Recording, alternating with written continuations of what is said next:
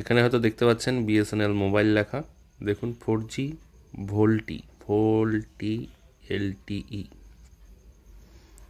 তো মোবাইলটাও দেখতে পাচ্ছেন কিপ্যাড মোবাইল নোকিয়ার, এটা অবশ্যই 4G VoLTE enable mobile, keypad mobile. VoLTE BSNL VoLTE 4G এই কিপ্যাড মোবাইলও সাপোর্ট করছে। আপনারা অনেকেই বলছেন যে ভোল্টি পাচ্ছেন না। আমরা কিন্তু এই মোবাইলগুলোতে সমস্যা হচ্ছে আপ ডাউন করতে থাকে। দেখুন এখন 2G চলে আসছে, 3G নেই আমাদের এখানে, অফ হয়ে গেছে। 2G আর 4G কাজ করছে। আর যখন 3G ছিল অল টাইম 3G থাকতো, এই দেখুন আবার 4G চলে এসেছে, হয়তো দেখতে পাচ্ছেন, বুঝতে পারছেন হয়তো। ভালো করে একটু ক্লোজ,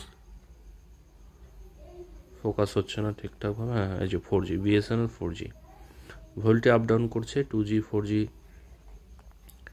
আপনারা অনেকেই বলছিলেন যে আপনারা 4G পাচ্ছেন না বা ভোল্টি পাচ্ছেন না। ভোল্টি কিন্তু অ্যাক্টিভ করতে হয় অফিস থেকে, বা কিছু স্টেটে আছে অটোমেটিক ভোল্টি চালু হয়ে যাচ্ছে। আমাদের ওয়েস্ট বেঙ্গল স্টেটে কিন্তু এখনও ভোল্টি চালু হয়নি অফিসিয়ালি, সেজন্য ভোল্টি অ্যাক্টিভ করেও লাভ নেই, অতটা কাজ করে না। তাহলে দেখতে পাচ্ছেন কিপ্যাড মোবাইলেও ভোল্টি চলছে, বড় মোবাইলে তো ভোল্টি চলবেই। অপেক্ষা করুন, আপনাদের মোবাইলেও অটোমেটিক বিএসএনএল 4G ভোল্টি কিন্তু চলে আসবে। 4G 2G আপ ডাউন করছে।